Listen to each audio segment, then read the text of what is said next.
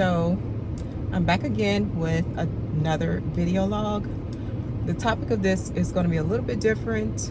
So this video log is going to be about fibroids. So I'm going to pretty much tell you guys what fibroids are and some of the symptoms and some of the ways that you can kind of deal with fibroids. If you're interested in this type of a video, continue to watch. And so let's get right into it. So fibroids are non-cancerous growths of the uterus. So they can grow within the uterus or around the uterus. The sizes of the fibroids can range from a pea size all the way up to larger than a grapefruit. And depending on the size of those fibroids would pretty much determine what type of symptoms you're going to have. So from what I know, I'm not a medical professional, so from what I know, the fibroids begin to grow sometime in early puberty, and they continue to grow up until pretty much menopause. And at that point of menopause, they'll begin to shrink. So fibroids, the size. So okay, I'll backtrack. So I just found out that I have fibroids about 20 years ago, and at that point, I was told that they were smaller than the size of a grape. So I didn't really concern myself with them. I didn't have any symptoms that were associated with fibroids. And some of the symptoms include heavy menstruation. You can also experience heavy cramping. And because of the type of issues that it can cause with your flow, many women who said that they've had fibroids where it impacted their menstruation usually had heavy bleeding. So with that, they experienced anemia, where there was just too much blood loss. So of course there was fatigue with that. And so fibroids can also cause infertility. And along with those two things, they can also cause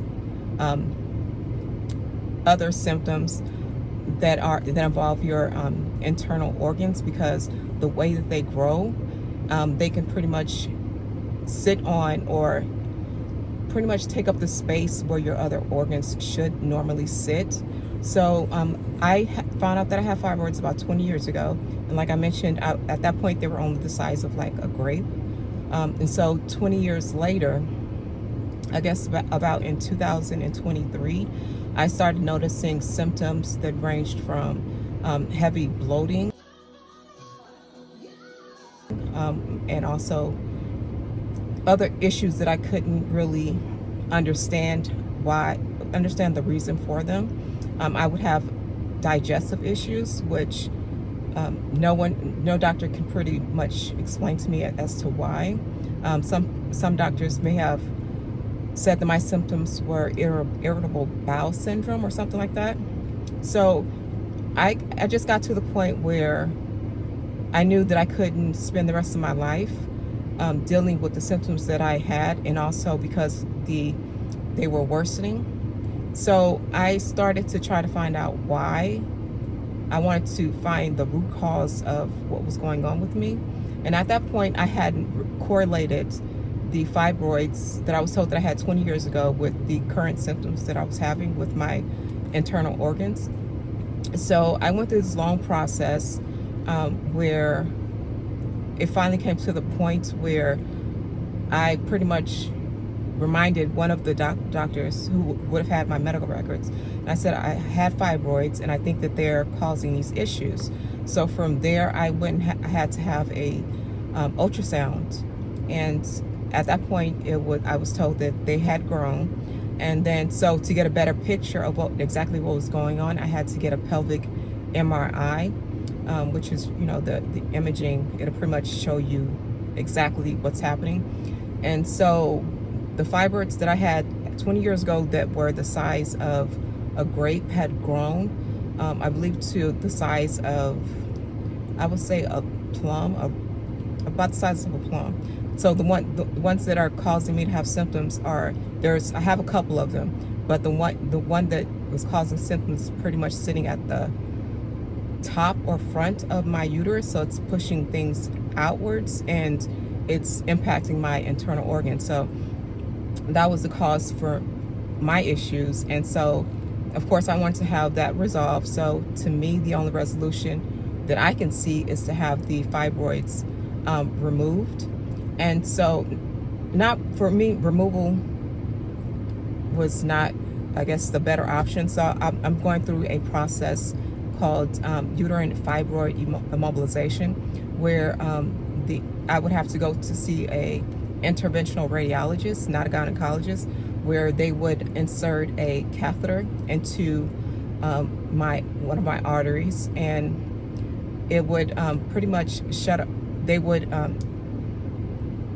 I guess, release some type of micro beads, and those beads would cut off the blood supply to the fibroids. So over time, those fibroids will shrink. And so that's the resolution that I had, or that I have. And so in a few weeks, I'm going to go through that process. And I think I might make a video log about that, about my journey, I don't know if this might be some helpful information for someone who maybe experienced something very similar. For me, I'm only focusing on the symptoms that I'm having, and it's impacting my internal organs. For other women, they may want to have the fibroids removed, and there's a process for that. It's called a myomectomy. And there's other options, medical options, where women with fibroids can proceed with, to either have the fibroids reduced in size, which is what I'm doing, or to have them completely removed. And I would say women, especially African descent women, because fibroids are, the rates of African descent women with fibroids are much higher than any other cultural population. So African descent women period, be careful when you proceed with trying to reduce your symptoms or get rid of the fibroids, period. The first option that I was given when I was speaking to a gynecologist was to have a hysterectomy. And this gynecologist hadn't reviewed all of my medical information. She didn't know what size they were. She didn't know exactly what the impact of those fibroids were to me. When I asked how I would have them, how I can proceed to have the fibroids removed, the first option was the hysterectomy, and she continued to suggest that until I kind of asked continuously if there's anything else, and then these other options came up. So women of color, be careful when you proceed to have the fibroids dealt with. The only option is not to have a hysterectomy. Be careful with that. So know your options, know your body, listen to your body, and get a second opinion if you have to. I'm not necessarily concerned with childbirth. At this point, I'll be 48 in a few months, so that wasn't my primary concern. My primary concern was the other issues that I'm having that I don't necessarily want to discuss, but yeah, so know your bodies, women, and when it comes to fibroids, know what options that you have available to you and proceed carefully. I may go ahead and post other video logs discussing my journey. I'm scheduled to go in for the UFE procedure within the next 2 weeks. I know it's going to take a lot on me, energy-wise. It's going to be pretty heavy. So I'll probably post something just as updates, so whoever's looking at this who's going to proceed with something similar, you have an idea of what to expect, because I had no idea. I'm still trying to gather as much information as I need, but I'll post this if I see that it's helpful to someone. Hopefully it is. And that's it. Take care.